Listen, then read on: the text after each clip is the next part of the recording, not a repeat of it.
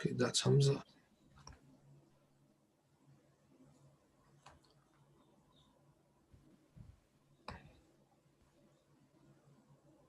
He's disappeared.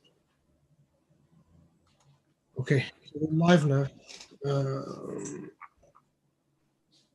that's Hamza.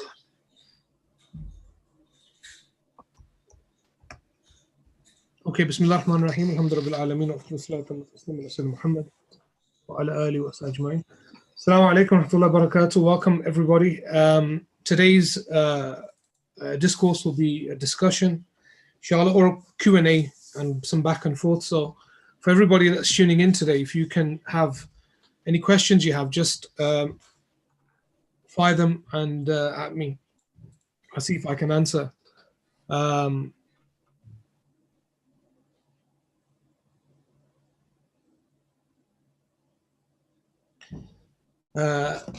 inshallah we'll start with that, with the title, and I'll introduce Muhib. Muhib was with me on the discussion on death itself and temporality, so he's come back again.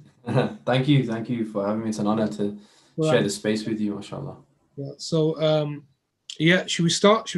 Yeah. I looked at the poster and I liked the poster, but I looked at the title and I just wanted to ask you what's behind the title of today's discourse. Yeah, so this is a big one in the sense that it affects everybody. Mm-hmm. But the title actually was inspired by a book actually. So there's a book by that title called World Without Mind. Right. I did change it a bit, so hopefully the author doesn't sue me, but it's called The Existential Threat of Big Tech. So I added social media into it. If anybody wants to know, this is the book. I don't know if you can see it or you can see it. So it's an important book in that particular field or genre, if you want to call it that. Right. And I just want to, because I could have changed the title, I could have called it something else. Mm-hmm. But the reason I stuck with the title was because, and I'll get into the book as well in a few seconds, was that I thought the title is kind of apt to World Without Mind. That are we headed towards a situation or an era where the mind isn't the central feature of a human being? The classic idea of that human beings have volition and free will and choice, is that being taken away from them? I just want to kind of introduce the book as well. When I read this book first, the whole discussion won't be on the book, but I will talk about certain parts of it. This particular area or field, I've read quite a bit of literature on it over the last decade, but this book is slightly different in that it deals with, it's by Franklin Foer, and it deals with the idea that we're losing control of our ability to think. We're losing control of our ability to make choices. Right. So he has it's not that long actually. The book's around 200 pages only, and so it's a quick read and a good read. I don't know if you're I think we talked about earlier actually. You are this Netflix docudrama called Social Experiment. The Social Dilemma, yeah. Is it called The Social Dilemma? Yeah. So that was a big hit. Everybody watched it and they were like, look at this, But that stuff's been around for ages. Yes, and I'm glad that, somebody put it into that form that's a little more digestible, because it's quite unfortunate as well that we need it in that form to digest it now. Yeah. It needs to be not only just a documentary, but a docudrama. Yeah, 100%. Acted out. Yeah. So, yeah. But that it got everybody thinking. But I mean, is it too late? That's the question. So we're going to talk about each other. We'll talk about that. But my point is that this book, for instance, and this is one of maybe 2 or 3 books on the same idea. This idea of control. Right. This was published in 2017, so this is 3 years old. Wow. And internet addiction, anyway. I have a book. I think when you were with me last time, I showed you this book. I have a book from the 90s on internet addiction. From the 90s. Is that Neil Postman or? No. Neil Postman was dead before the internet kind of age really kicked off. This was a book by a woman, an American woman, who immediately when the internet kind of America took off, she saw internet addiction as a big thing. She already could see, maybe it was, she documents different people talking about how they're constantly on it. And so she saw it as a problem then. And this was a book in the 90s, but those problems haven't gone away. And we'll talk about them today, inshallah. And I want to kind of take, I want this conversation to take a particular. Sure. Yeah. You've been talking about technology for a while. You've been talking about technology and its effects for the better part of a decade. Have things changed for you? Have you changed your outlook? Have you changed the way that you look at technology, the way that you use technology? Because you have been speaking about it for like the last 10, perhaps even 15 years, maybe only 10 years publicly, but you have been looking at this for a long time. Have things changed for you a bit? Yes and no. Right. So the thing is, in the last 2 or 3 years, I've seen, so there's tech and social media and all that side of it. And there's a kind of Islam side of it, in the sense of Muslims talking about it from an Islamic perspective, right. i.e. with the spiritual dimension, from a spiritual perspective. What was odd to me was when I started talking about it originally, and I didn't talk about it until I'd read a good load of material on it, and kind of it resonated with me, and I understood it, and kind of I felt it more than understood it. And I was kind of concerned because why is nobody talking about this? Yeah, nobody's talking about it at all. Like, we normally have these, by and large, I don't want to like sound kind of, I don't want to devalue it, but you have these public speaking environments where, and preaching and all these other things where people are talking about topics that really are not important. And it's just to kind of rile the crowd. And I thought, why is nobody talking about this? And then I had a conversation with somebody and I said, look, it's really odd that all these, because you know my background, I've never been on social media. No. And I made that choice very, very early on. Yeah. And now I'm going to talk, you can ask that question later. Why did you? Yeah. But I thought, why is nobody? And then I realized that everybody, even people in my field and people who normally talk about these things or talk about that spiritual dimension to some degree, or the religious dimension, are not talking about it, but they're all kind of, without asking any questions, jumping on Facebook and Twitter. Did this before. Right. And I was like, and then I thought, I'll speak about it a little. So I began to speak about it. I did a few workshops, seminars, and then I just stopped. Interesting, because I did it. I was invited to so many different places. I was invited to several places, and even Markfield invited me. I just like stopped, and I'll explain that. Maybe I'll try to talk about that at a different point. But so early on, my concerns they're still the same. Those concerns are there, but my attitude towards it has changed. Right, that's interesting. Solutions and things have changed quite a bit. So my original, I'll just put out my original concerns. People may say, why does a discussion format benefit people more? You'll understand why, because I want people to ask questions. I don't want just this to be me presenting my research, because I gave one seminar, once workshop, and somebody said to me that, you pitched it too high, or you're talking about all this data. And then I realized, look, talking about all this data and the studies, and some of it goes above people's heads. So maybe I need to get to the points that matter to everybody. Sure, absolutely. So we can unpack those ideas, by the way. Yeah, sure. So you mentioned earlier on that it's existential. So what does that mean? What does that mean here when you say existential, and what is that practically? Because as far as I'm aware, you've always been an individual that tries to look at what can be practically done. How can we bridge the gap between a loaded word like existential to practicality? Existential is to do with existence. Pretty sure. Yeah. But very big issue. Yeah.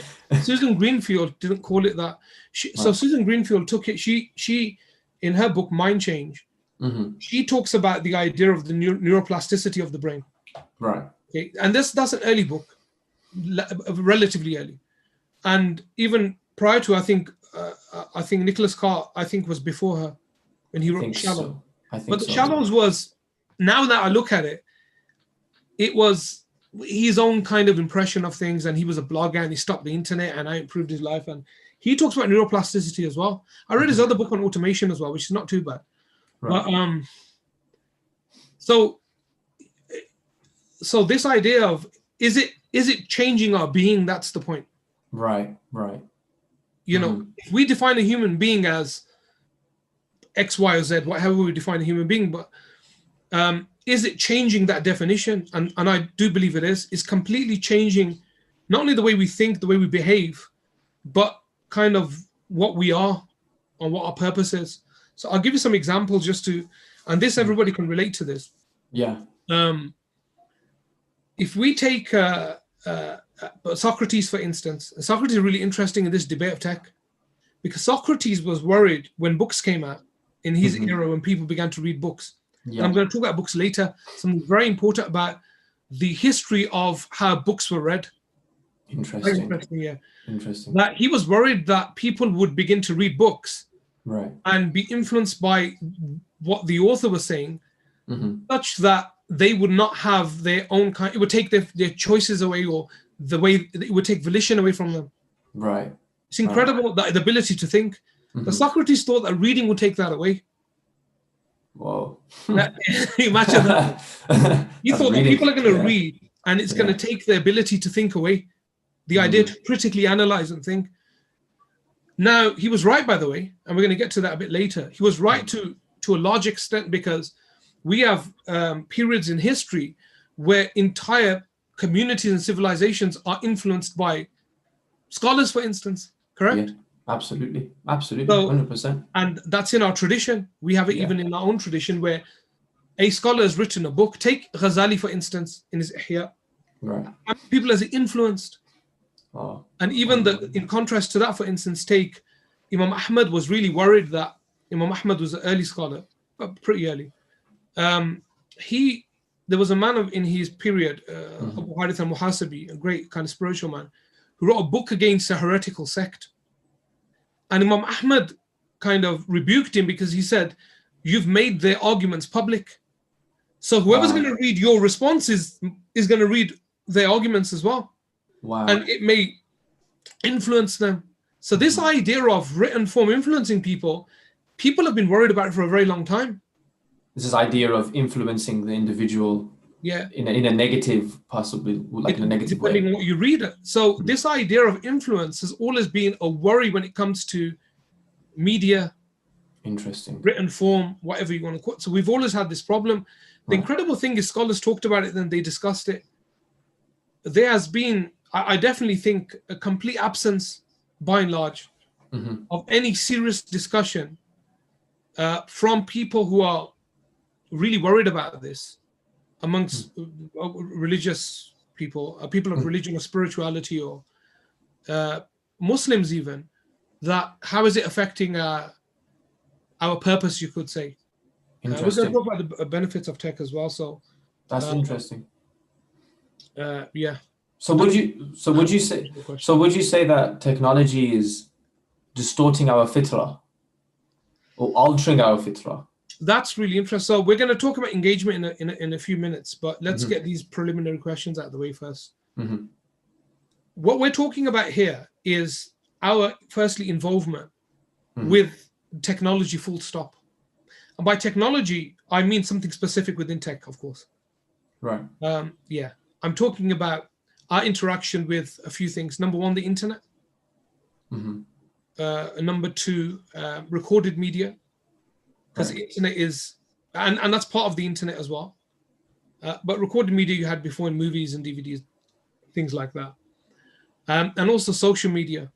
So this idea of screen time, I think that's a better word to kind of to include all those things, the idea of screen time. Is our screen time affecting our fitrah? Now, that's a question originally posed by, for instance, Franklin Foer, and they don't believe in the fitrah in that sense. But what it means to be human, what we've always understood to be human, Mm-hmm. or the kind of the description of, within our minds, the idea of somebody with free will, the ability to think, the ability to make your own decisions, is it affecting those? That's for sure. There's no debate about that anymore. I mean, isn't that an established? People are going to deny it. Like, I remember, what's that tech magazine? Wired. Famous one. Huh? Wired. Wired. That's it. I remember that when that book came out, Glow Kids. Mm-hmm. So Glow Kids comes out. This is a book. I recommend it to all parents, by the way. Glow Kids, check it out. About kids using technology and using watching things and having screen time, and that they released an article against it, saying, "Wow, is it established? Is it?" Mm-hmm. Well, obviously, why they're going to release that, because the entire income, like, 100%, is based on the idea that you stay within that matrix. You have to be in it. So absolutely 100%. If we're taking, let's put fitra to one side, but the idea that the ability to make your own decisions, right, without being heavily influenced, that is, by only a few people on the planet. That's crazy.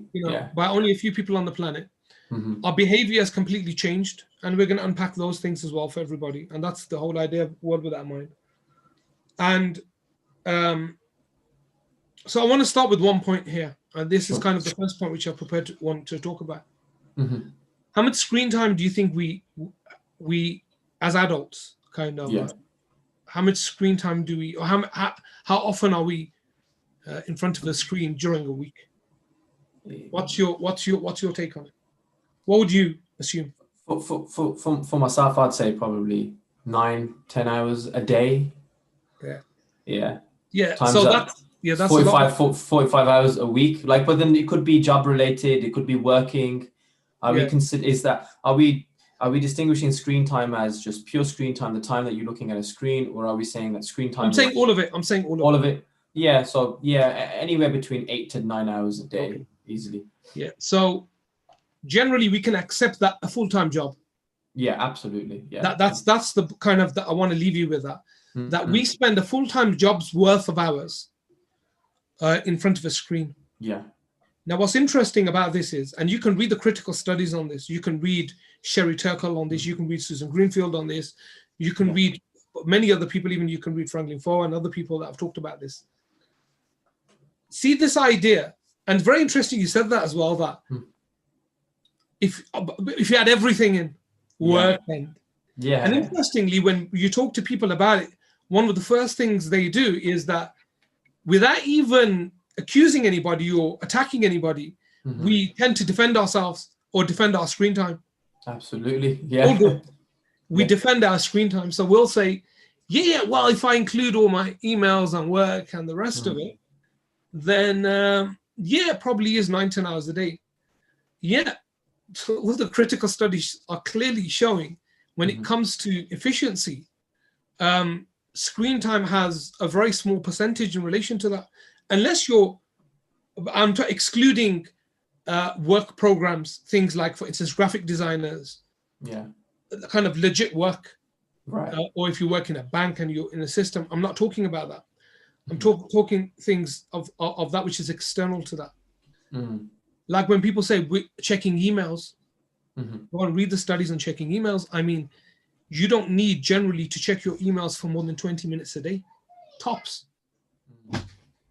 Yeah. You don't. That's just a fact.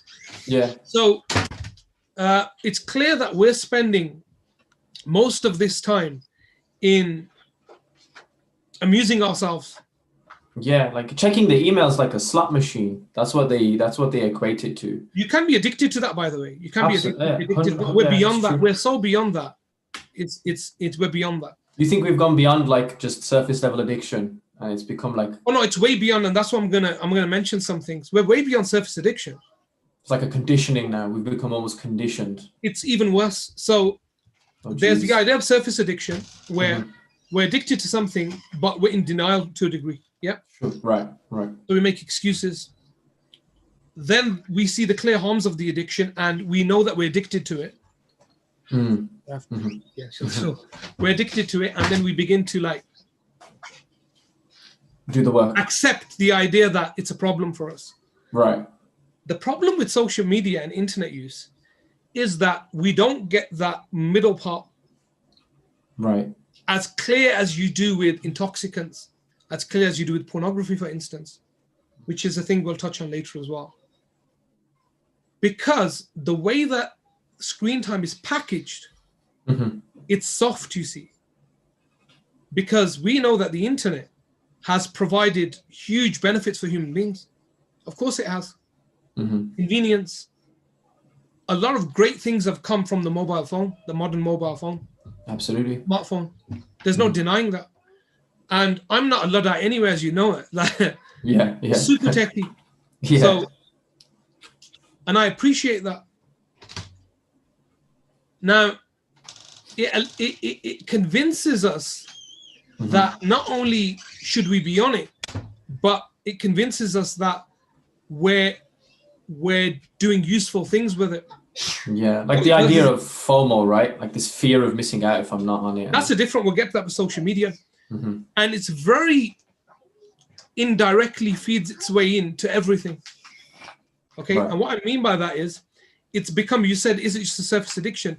The problem now is, and this is what, as well, Franklin Foer argues that, is it too late? And we're going to get to that in the solutions segment, inshallah. Is it too late? It's become not only part and parcel, it's become an essential part of our lives now. And there's a sort of like same as, it's gone beyond, so like the idea of the TV was always seen as something that you could switch on, switch off, you derive pleasure from it and watch it. It was a very passive thing. What you're saying though, is now these elements of screen time have become intrinsic parts of our lives that we cannot separate ourselves from them anymore. It's become normal. The internet has become an essential part of our lives. So I'll give you an example, and everybody that's listening out there. Does anybody switch their Wi-Fi off? I do. I do. I have to admit that I do. Yeah. Yeah, but you only do that because you probably have. I don't do it every day. but you made a conscious decision to do that. But to reach that point of making that decision requires a lot of a kind of true reflection. It requires a person to think, okay, is it harmful or is it useful? Well, let's weigh those. And I'm saying that many people have gone beyond that, where they now have gone beyond they've convinced themselves that it's not a problem.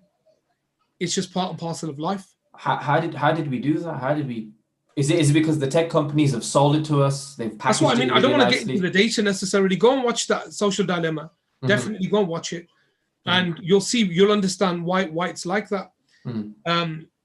There's a lot of reliance in it, in tech, and massively. It's an assumed reliance. I'm going to give you an example, and I'll put it out for everybody. So a lot of this discussion will be stuff that I've been talking about for years, but I want to reintroduce it because I haven't talked about it for quite a while. As an example, this idea of we need smartphones. Right. There's an idea, isn't there? So this is a smartphone.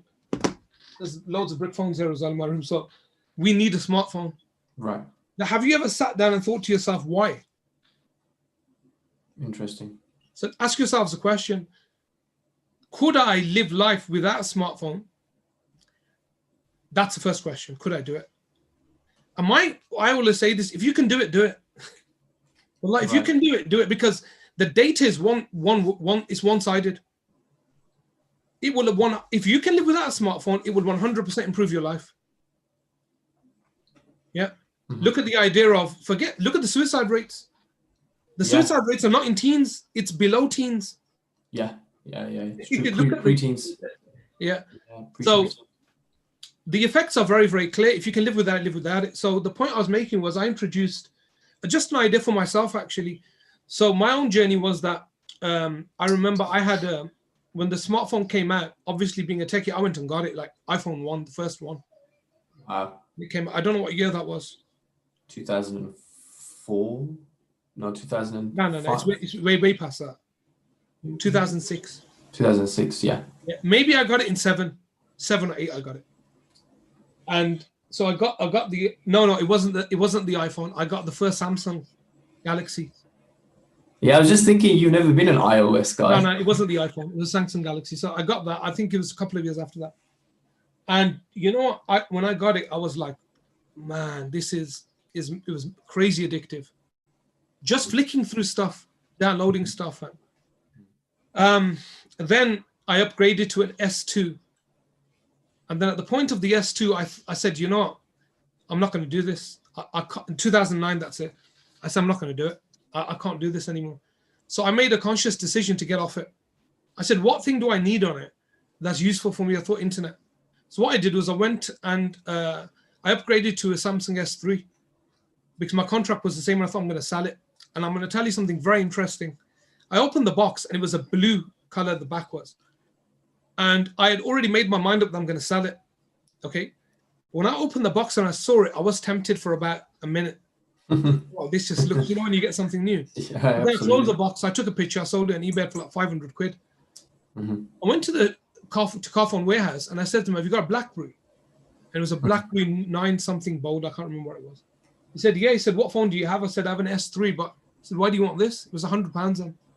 I said, just give it to me. Like, it's not your business. You know? I wasn't rude or anything. And I took it and then I started using that. And I got to a point where I didn't want that anymore. So I downgraded to a Nokia, and I had that till 2017. And in 2017, I reintroduced a smartphone, 17, 18. And I've had one since. But at that point, I introduced somebody to an idea that, okay, have your smartphone, but don't make that your primary phone. Make your Nokia your primary phone. And I kept it up for ages. And it was the idea of a two-phone philosophy where when I go out, the phone I'm going to take with me is my feature phone, the basic brick phone, whatever you want to call it, trap phone. Yeah. But I won't take this. And I did that for a very long time. But when I suggested that to some people, they tried it, and it lasted for a month or two, and then they just reverted back to type. They couldn't do it.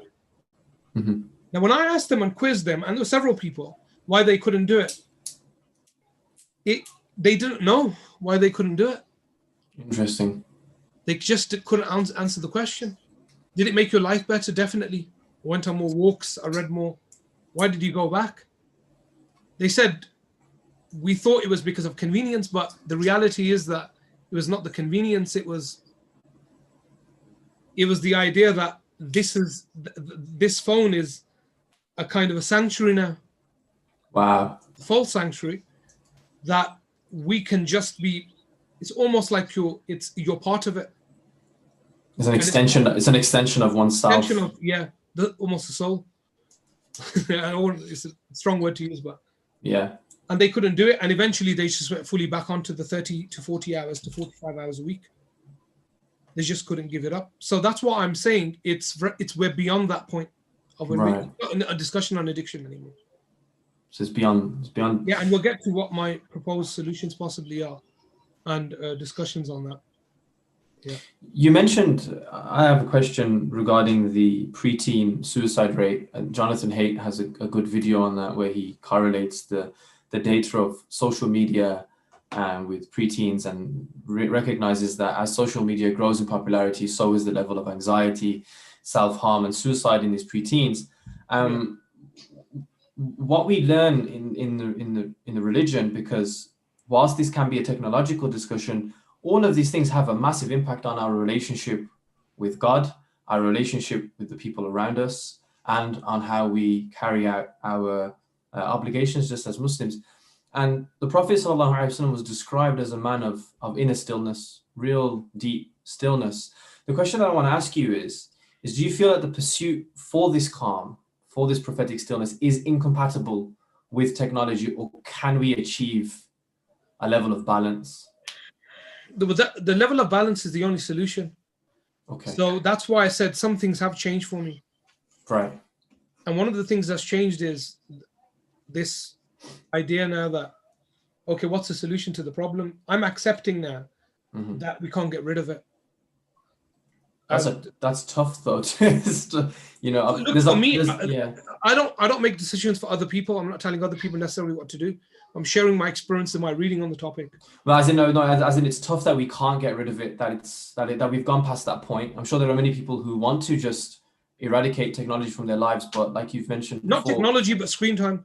Screen time, yeah. Technology is a wonderful thing, but screen time, I mean, right. So we're beyond that now. Now the Prophet ﷺ, there's some universals there. This idea of stillness is quite important. This idea of, and there are 2 points I want to make here. The idea of listening, being passive, that's one idea. Right. You're passive. The Prophet ﷺ would listen to everybody and people's problems. Wow. But then there's this idea of stillness also, in a sense, being passive. It's passive isn't being in front of a screen absorbing. That's the difference between the Prophet ﷺ was very quiet individual in the sense that he would very rarely speak. But that's due to the fact that he was there to solve people's problems, and he was there to guide people and things of that nature. The stillness I think you're talking about is the inner introspective kind of contemplation dimension. Sorry, that's what I think you're talking about. That's incredible because throughout the Quran, for instance, Allah says in the Quran, "Ala bi dhikrillah tatma'innul qulub." With the remembrance of God is the heart not. And itminan, by the way, is an interesting word because it doesn't mean is the word itminan that our hearts not. What do people translate it as normally? Is it not with the remembrance of God that hearts are not tranquil? It doesn't mean that, by the way. Right. Well, the root meaning, the idea is to be still. Wow. It brings stillness to the heart because you need silence to reflect. You need it's like timeless, spaceless moments, you could call them, metaphorically. Yeah. So screen time has destroyed that. It's not only taken it away, it has created carnage. That's the word that I was looking for. Screen time has created this mental carnage, chaos. Internally, definitely. So I'll give you an example for it. It causes sleeping problems. We know that, looking at phones before we go to sleep, correct? Yeah, the blue light. I want to look at the emotional aspect. The Messenger of God talked about not lending your ear to certain people, correct? Yeah. Not being around certain people because of the influences, but there's only 2 windows to that, your eyes or your ears, correct? Absolutely. Muhasabi, for instance, says the ear is the quickest way to the heart. Now, so that's an agreed upon idea. Now, these 2 windows, all of us are not only opening them up to foreign influence, it's just the swamp. Absolutely, yeah, 100%. See, so, and I want to talk about something incredibly important, and this, a lot of parents will understand this. And I want to mention this as well today.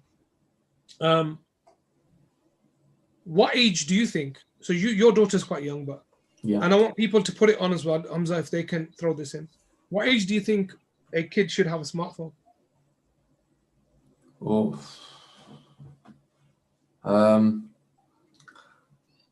Just going. And this adults, if any kids are watching, just send them away. Just going based on my time with yourself and just speaking about it. I mean, I know the answer's definitely not anywhere between 12 or. But let me ask a different question. What age are parents generally giving their children a smartphone? Yeah. Well, I saw one case. A mother gave an 8-year-old a phone. Yeah, an 8-year-old. An 8-year-old full. That's nothing. That's normal. So from my observation, even younger than that. Not younger than that, I don't think, because we're talking about end of primary school, 10 or 11. Top end to about 13. Right. And I'm talking the average, general average here. Sure. At 13. Some parents say, you know what, I'm giving it to them, but they're responsible. That's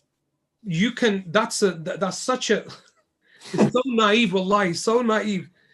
Okay, let's just look at the data. I mean, let's take children generally, which 13-year-old understands what responsibility is? Or 14-year-old?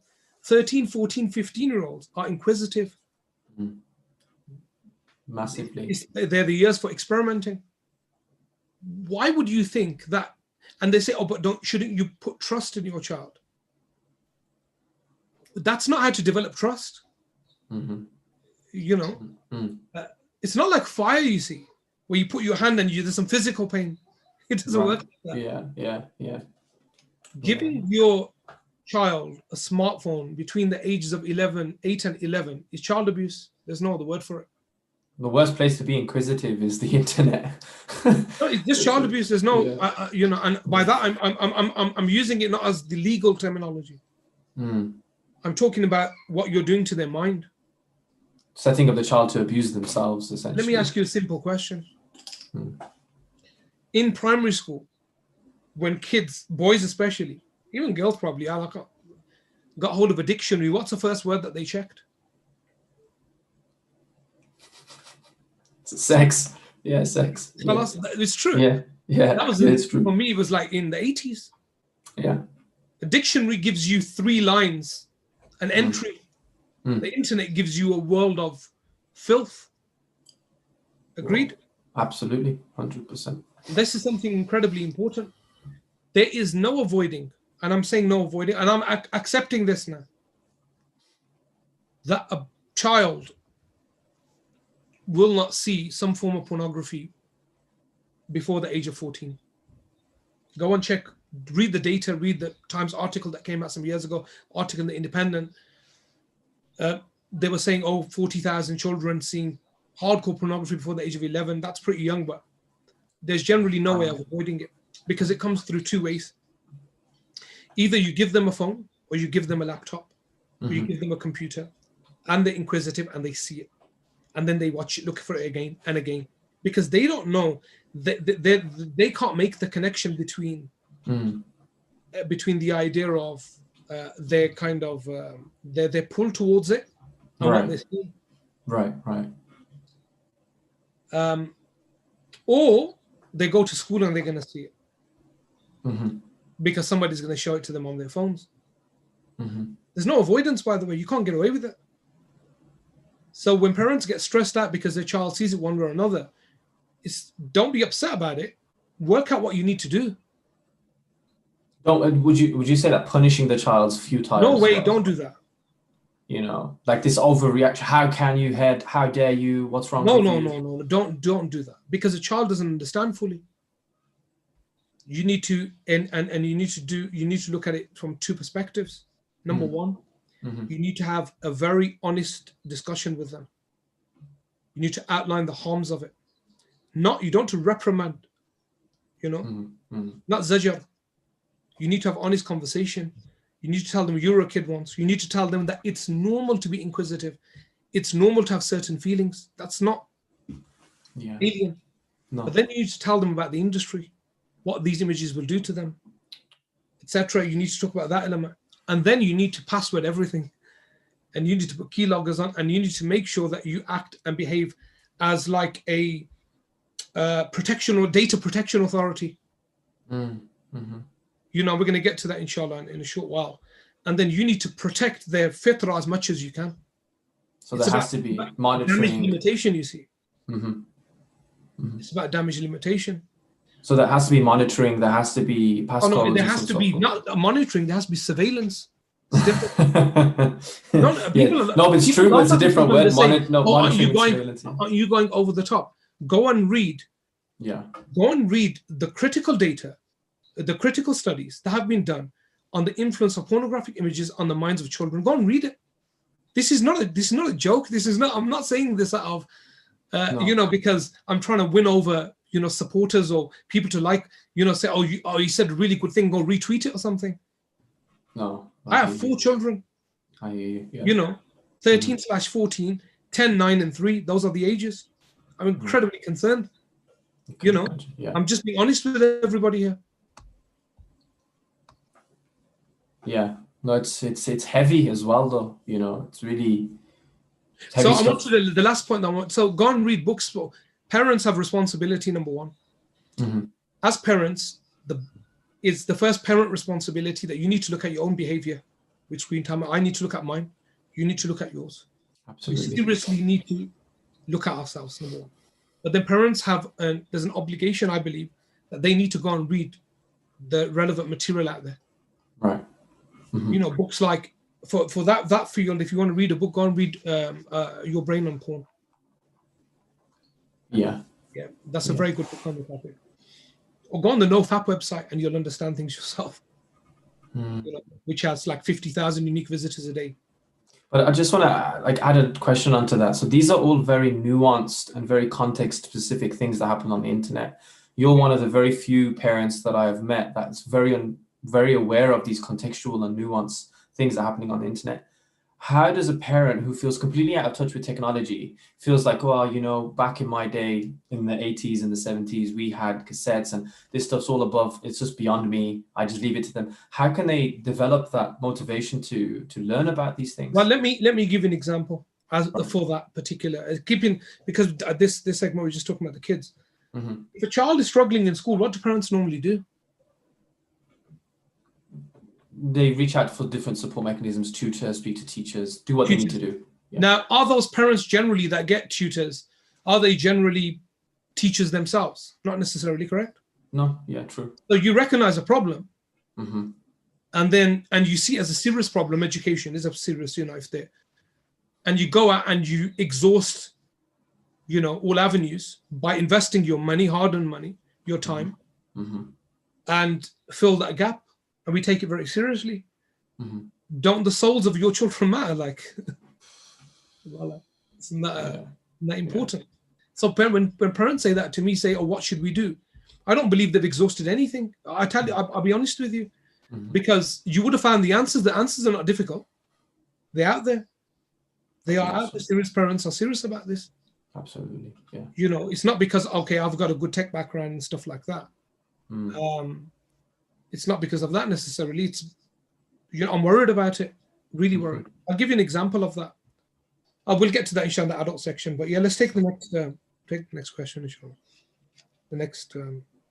Oh, so is that for myself or is from Hamza? Yeah, you Mohib. Okay, cool. Yeah. So the interesting thing. So we covered the stillness and the introspection of the Rasul Sallallahu Alaihi Wasallam and how it's disturbing us and how we need that. If it can be so detrimental, are there any prophecies that the Prophet ﷺ came with where he mentions technology? I mean, you can interpret things that way. You can interpret things that way, but I don't really look for it in. I mean, the harms and things are clear. Like, it's not. Sure. I mean, yeah, the Prophet ﷺ was general about certain things. The prophecies are not. But he talked about this idea of time, for instance, the importance of time. Right. The importance of external influence. Thus, take the prayer, for instance, just as an example. Why is it that we're struggling? I'm going to mention two things here. One of them is anxiety. Massively. One is anxiety, and the other is, and mainly anxiety, and the other is having ta'anni, kind of real deep consideration for things. I'll start with anxiety. So if you took your phone away today and switched it off for 2 or 3 hours, I'm talking to everybody here. Sure. Will it cause you a level of anxiety? It would definitely. That's one element of it. Being without it, FOMO, fear of missing out. I believe that if that's the case and we're feeling that, we've got some serious problems that we need to address. And if we don't see those problems, then that's one. But this second element, and this one I want to bring social media into it. Right. Now I'm not a social media dude. Like I don't really find anything fascinating in it. I mean, people will say to me, "You spoke against social media for so long," which I did. And then you went and opened up a Twitter account. I did it. So but look at when I spoke against it. And my engagement with it now as well. In all honesty, I don't really engage with it at all. Even on Twitter, I'm like, sometimes I put some stuff up like 3 o'clock in the morning. But if you want my Twitter account, you can have it. I mean, it doesn't bother me in any way. I don't do Twitter. Yeah. You're gonna say you spoke against Instagram, and you got an Instagram. I don't. By the way, as you know, Muhib, I don't control the Instagram account. I don't have the login. I don't have anything, and I think it's pretty dormant at the moment anyway. I have no real need. To be honest, I only did those things to put a few things out here and there that I thought may be important. So I'm not a good example to use for somebody using social media. Let's use everybody else that's part of social media, i.e. you have an identity on social media. There's something very important. There's a difference. Where you have an avatar on social media. By avatar, I mean there's a digital version of you. Most people do have that. And especially millennials. They have an avatar, i.e. your virtual self on the internet. I mean, I don't want to go into data again, but I will keep banging on about data. Anxiety. Absolutely. Go on, read Sherry Turkle's Alone Together. Actually put Sherry Turkle to one side. If you put a post up on the internet, you get anxious waiting for likes. Yes, tick. Absolutely. When you put a picture up of yourselves, which is a very bad idea, do you react emotionally when people dislike it? Yes, you do. Do you act? It's all a facade, you see. If I was walking on the street and somebody came up to me and said to me, you know what, or to any of you and said, you know, you're just ugly. Look at the state of you.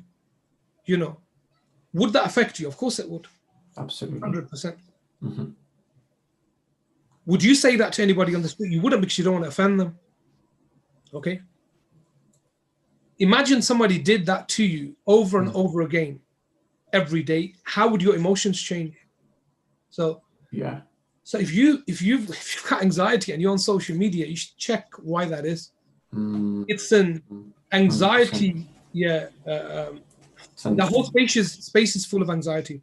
100%. So it's destroying people from the inside. The level of validation that's required now, it's made everybody require validation.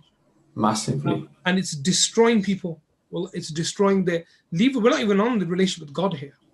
We're on what you're allowing. Essentially, you've opened the door for your emotions to be, you're just giving them to people. You're allowing people to play with them. And this is what Franklin Foer argues, that it's like a master there that's controlling you. You don't even have control over it. No, you don't. You really don't. It's quite horrible. It's a horrible feeling.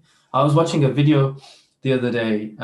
This YouTuber influencer, she was speaking on Instagram as well, 800, 900,000 followers.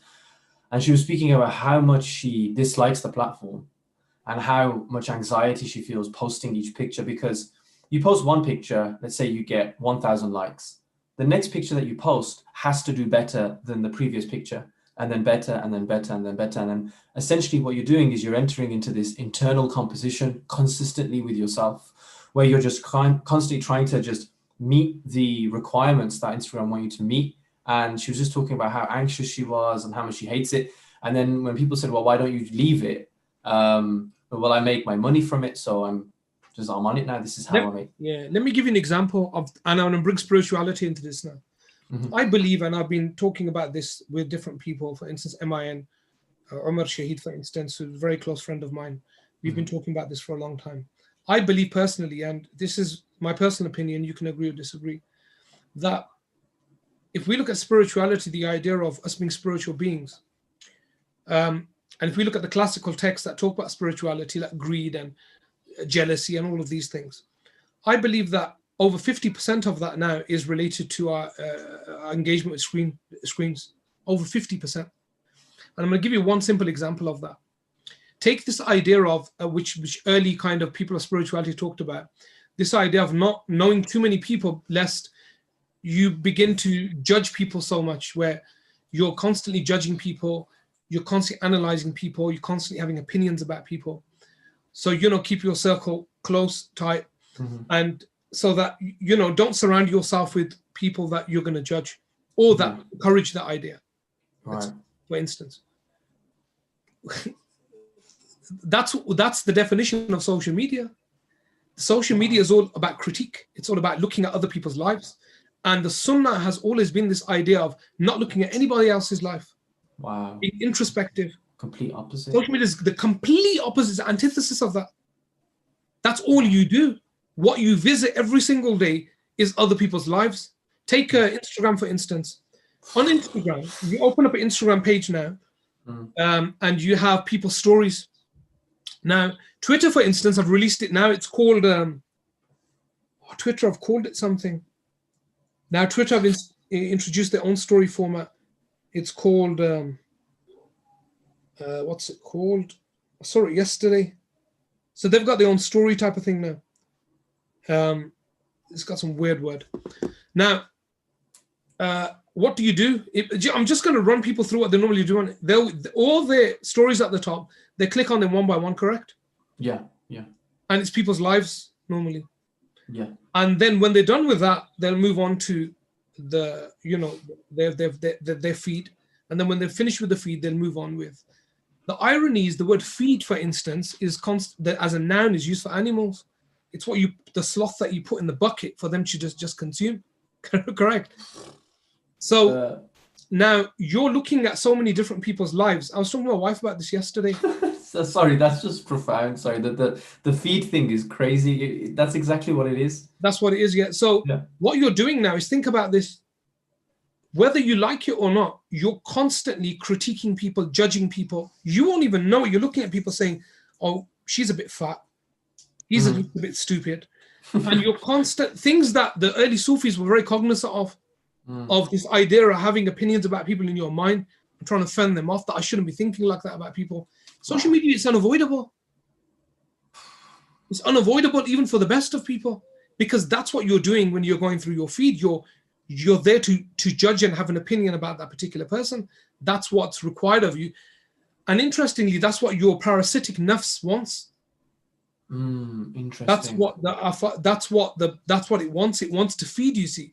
And it feeds off things like jealousy, things like arrogance. It feeds drama, all of that. Somebody said to me, I'm going to call him, and one of my students, he said to me that, I'm not going to call him that. He said, we're talking about controversy, and he said, the only way that people will read your posts on Twitter if you're controversial. And I said, dude, I'm not like a natural controversial person, but he said, that's how it works on Twitter. It's interesting, isn't it? Mm-hmm. It's the idea of kind of being spiritually corrupt will give you value. Now, we're always talking about man amana billahi wal yawmil akhir falyakul khair aw liyasmut. You believe in God and the day of judgment, say something good or stay quiet. And that hadith, by the way, is profound, because why does God say he who believes in the day of God and the day of judgment? Why does it God and the prophets? Mm-hmm. And they say that which you say is directly related to your account on the day of judgment. Mm-hmm. That's why the Prophet said, say something good or stay quiet. We haven't transferred that dynamic into screen time, into the social media realm. Why is it that we haven't made that transition?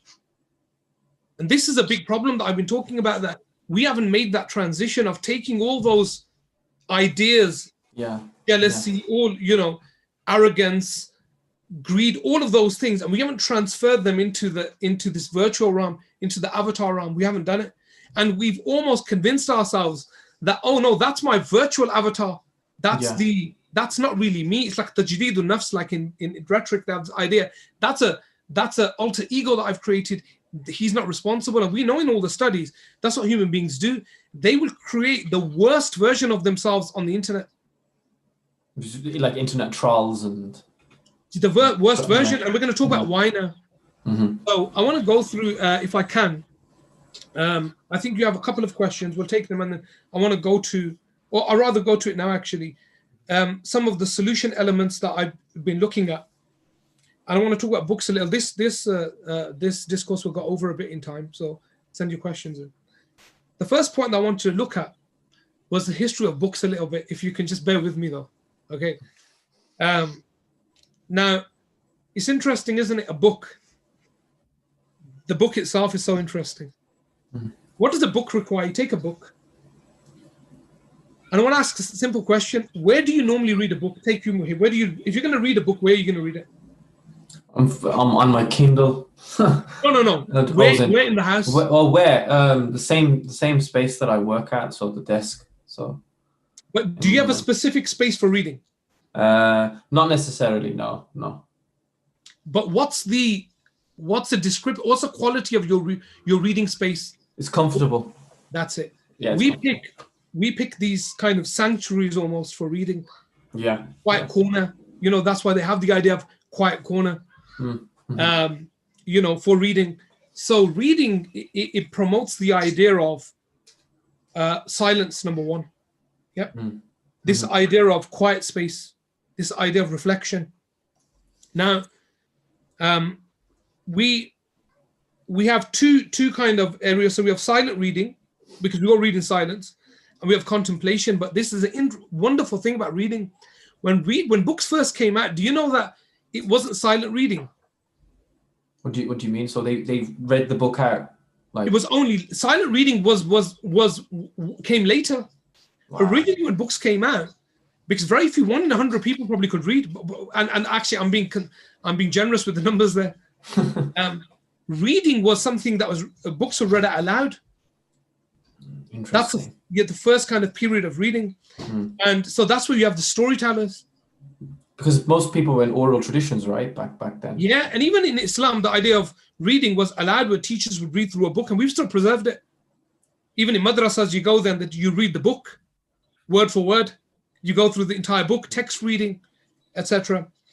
And it was restricted to two types of people: storytellers and educationists, people who would educate other people, like teachers. The next phase was silent reading. Mm-hmm. And silent reading was the first time that people became absorbed. And that's why I said Socrates and others were worried about that kind of period. But we know now that it's an escape, it's a holy sanctuary in a sense, that, and I believe that everyone should take kind of refuge in that. And everybody, so there are three, I'm going to give kind of three possible solutions that we can look at. One of them is books. Right. That we begin to have a kind of book revolution. We begin to read again. Awesome. And move away from our devices and counter that a little bit with, and reintroduce books, for instance. So that's one element. Right. Second is to do with, and this is very difficult. The second would have been regulation. And now regulation, and this is what Franklin Foer argues, that the governments have a responsibility. Mm-hmm. And this is something unbelievable. The car industry, are there regulations within the car industry? Of course they are. Absolutely. You can't drive on certain roads. You can't drive in particular ways. Mm-hmm. There's an authority that manages that, correct? Because we know that cars can be very, very dangerous. Do we have an authority that manages food? Yes. You can't sell poison, can you? No. Because we all accept that certain types of food will harm you, will damage you. Take the environment. You can't burn certain things. Mm-hmm. These are all things that we agree that they will be detrimental to the survival of human beings to a large degree. Mm-hmm. What's the authority that controls screen time? The nerves. That's the problem. Interesting, isn't it? Yeah. Why is there absolute free reign? I'll give you an example. And this is for, if any of, just obviously this is not for children to hear. Have you read the recent article about Pornhub and about their,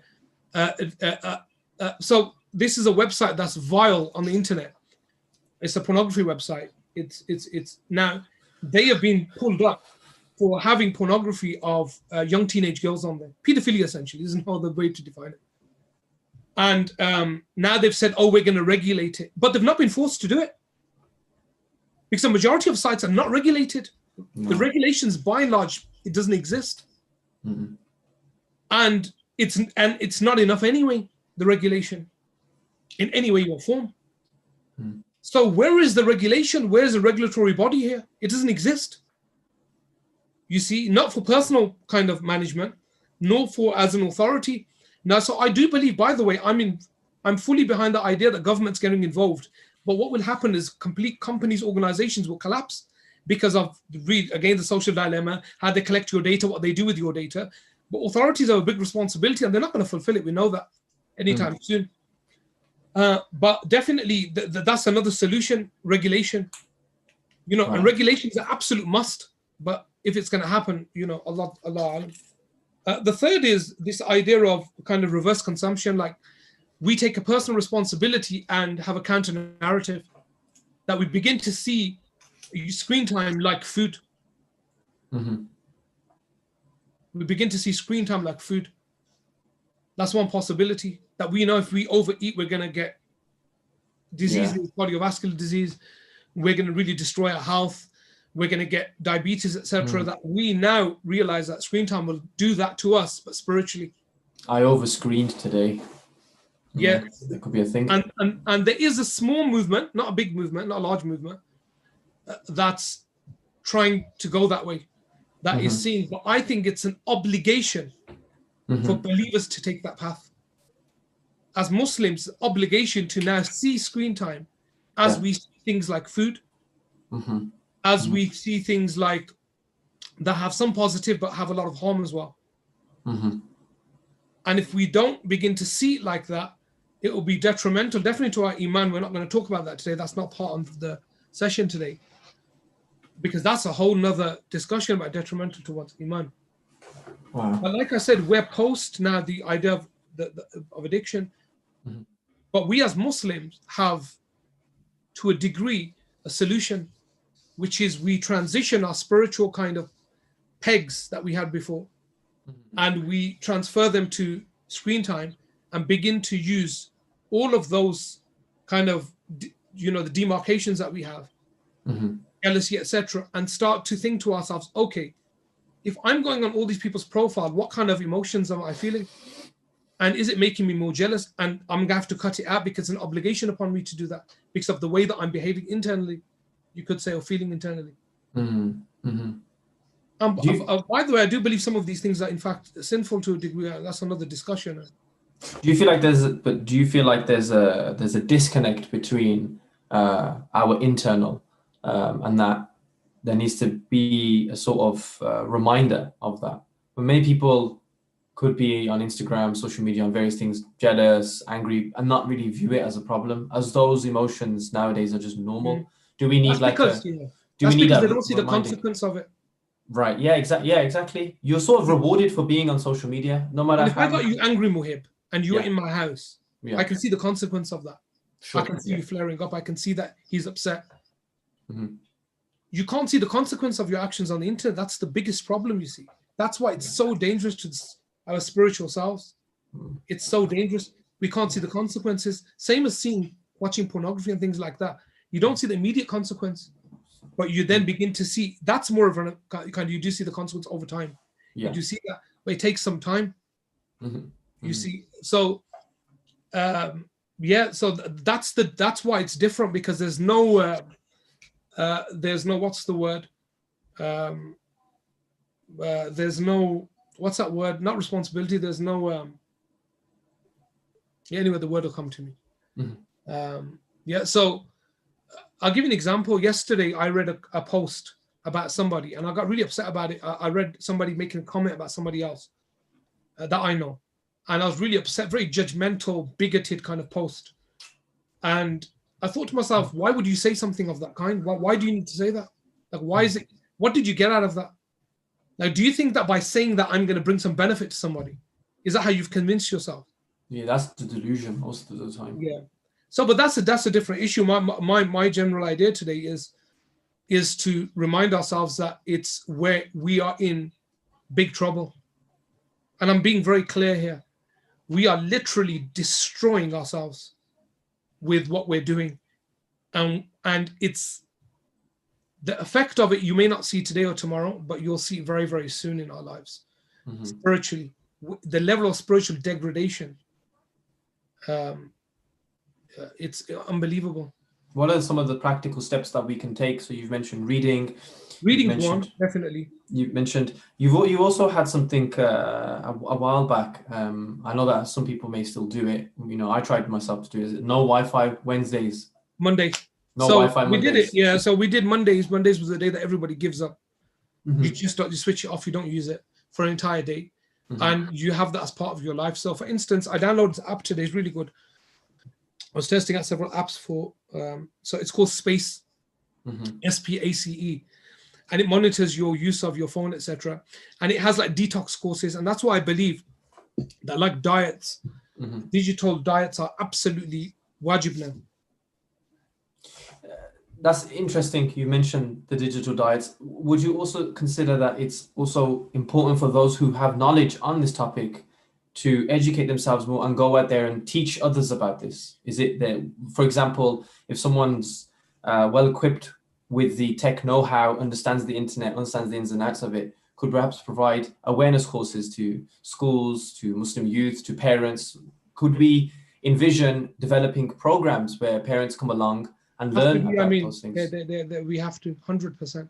And what I'm going to ask you is, like, how many programs do you know out there like that for either one of those areas? There's not. I don't how many people are selling spiritual programs at the moment? Loads, correct? Yeah. You have one on every Instagram page selling another spiritual program, and people doing them are feeling really good, and then realizing a few months later actually that they're back to where they were. Yeah. So my point is that why isn't this happening? Because most people that are delivering those spiritual programs benefit from they're in the same boat as the ones that they're delivering it to, because they haven't seen it as a spiritual problem yet. I believe it's the single biggest issue, by the way, and I've been saying this for years. I believe it's the single biggest issue, 100% currently. Do you feel like education will help bridge the gap between action and inaction? Education, workshops is not enough. I'll give you an example. I've written some things there. I just want to read out. I've written here that you can never absorb something from the internet. Yeah, I put information-wise. And what I mean by that is, how many things have you seen on the internet in the last month? Loads, yeah, correct? All of us have. Yeah. How many things do you remember? None of it really. Because that's not the nature of it. No. It's not there. It's just there to entertain you or waste your time. We all know that. We all do it, by the way. I'm not saying that. I'm talking about reducing it. That's the first stage, just to reduce it. I'm saying instead of 39 hours, 42 hours, change it to 25 hours. Yeah. I sense this idea of developing a step-by-step program to help ourselves out of it. It'll take time to create, but the beginning is reduction, and then the second is education, and the third and then eventually leading to a holistic conclusion where the relationship with technology has changed. Yeah, the mindset has changed. We need to begin to change our mindsets. Is that where it's at? That's where we're at, firstly, because nobody has talked about this as a problem, correct? Now, I remember you were going to say, what about with online learning and all? Look, that's part of our lives. I'm accepting this is part of our lives now. I mentioned that earlier. Yeah, you did. Yeah. It's not about that. It's about reducing the harmful effects of it, like anything. Yeah. And I'm saying it's not being done at the moment. It just isn't. 100% it's not being done. No. Our use of Facebook, Instagram, Twitter, let's say, most people that are on them, is useless. Well, and proof of that is, go and watch Social Dilemma, go and read the data. It's proof of that is your feed and what's coming up on your feed. Yeah, 100%. Yeah.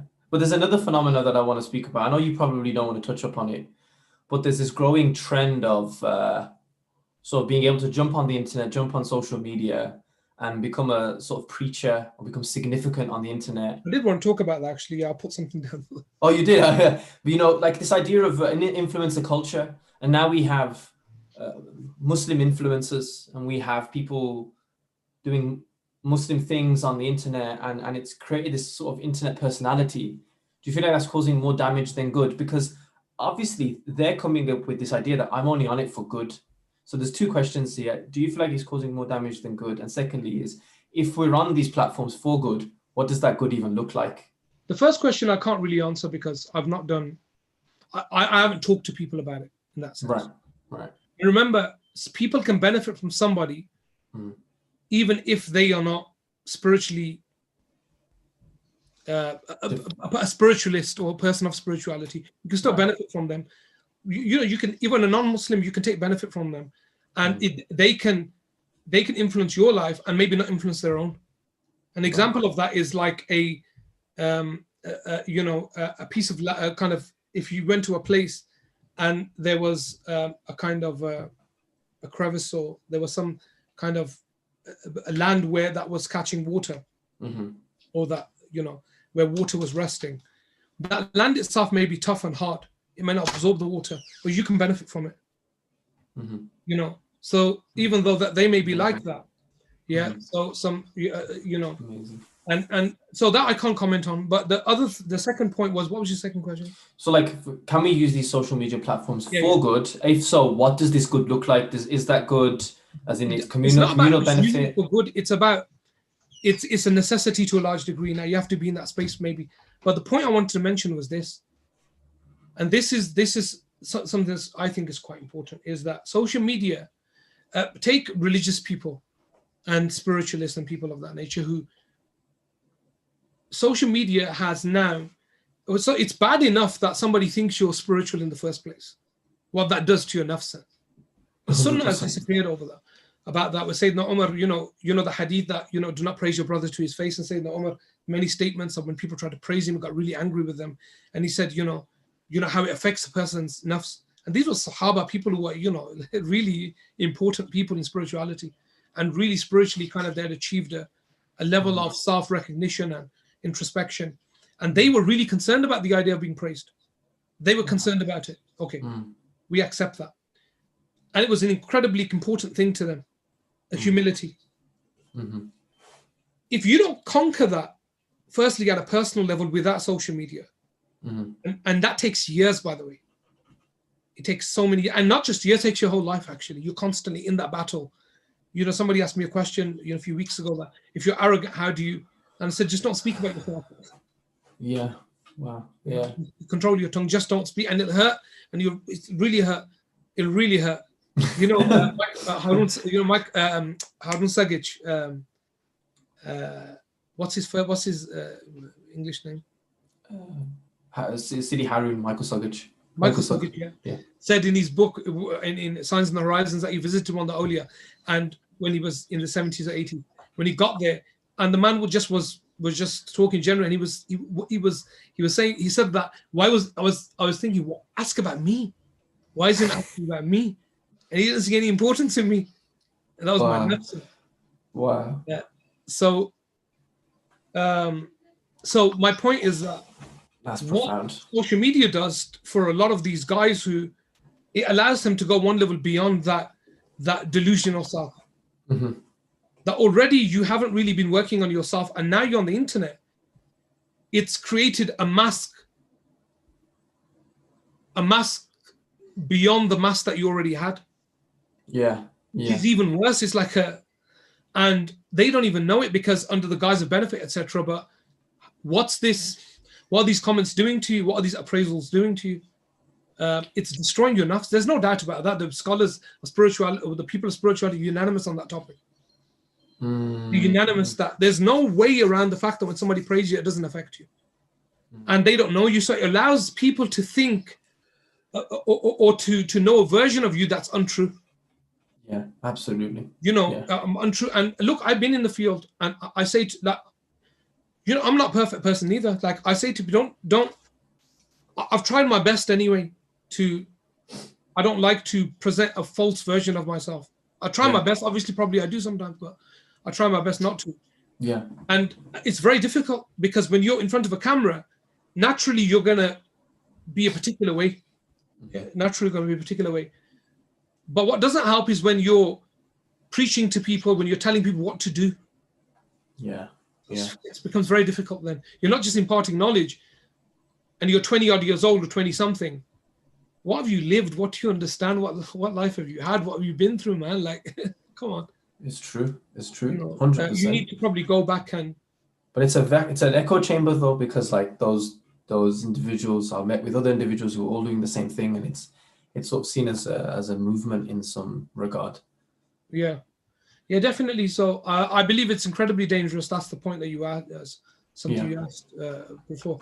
For people who are out there doing that, it's incredibly dangerous, and it's not only dangerous, it's probably worse for them than the average person, because they have kind of almost claimed the position of authority.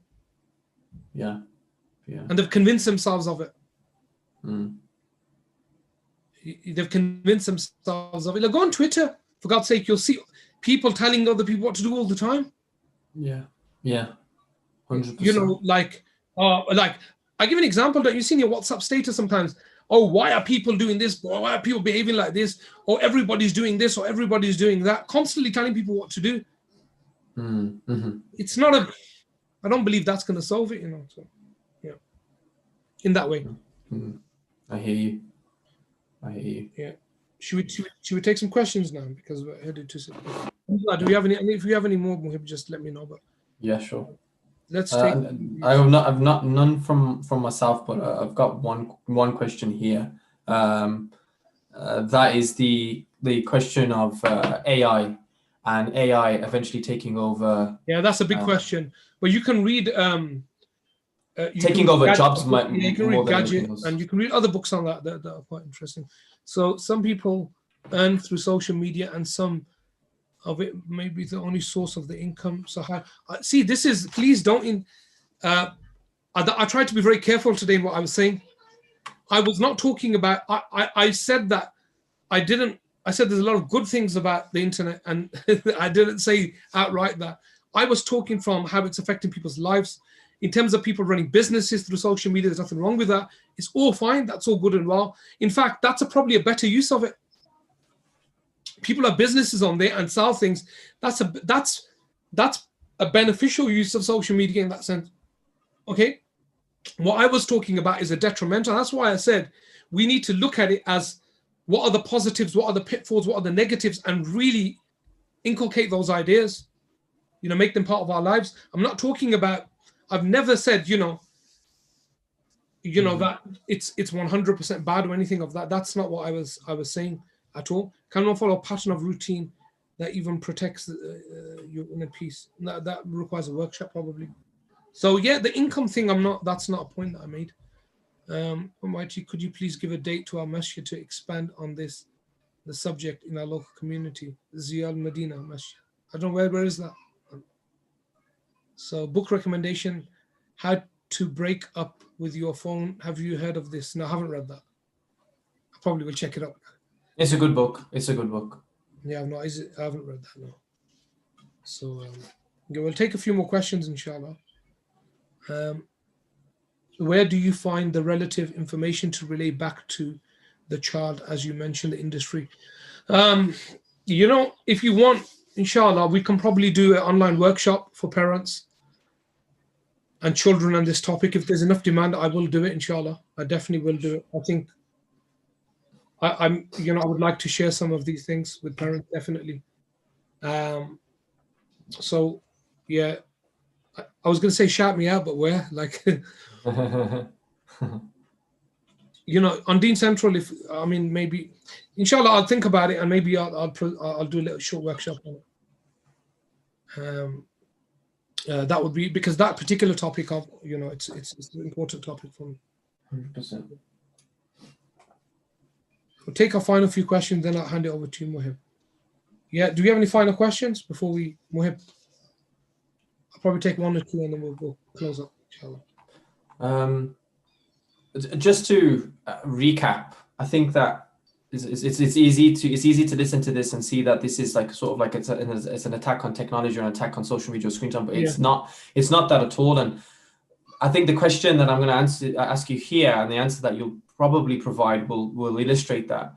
What do you make of this idea that social media, various aspects of technology like mobile phones, are neutral, and it's entirely dependent on how we use it, and it's important on developing a relationship with it? It's not neutral. That's not true. Firstly,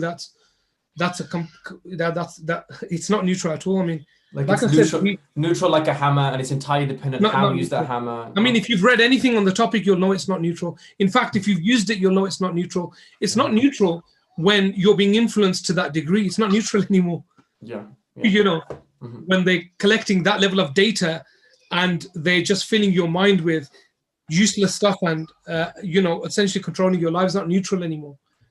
I believe the physical element's neutral, yes. The actual mobile phone, the actual computer, that's all neutral, because that's hardware. Yeah, what's on it is not neutral, of course. I'm a big fan of technology, massive. I love tech. So, I follow. Forget trends. I mean, heavily into code and everything. Yeah. But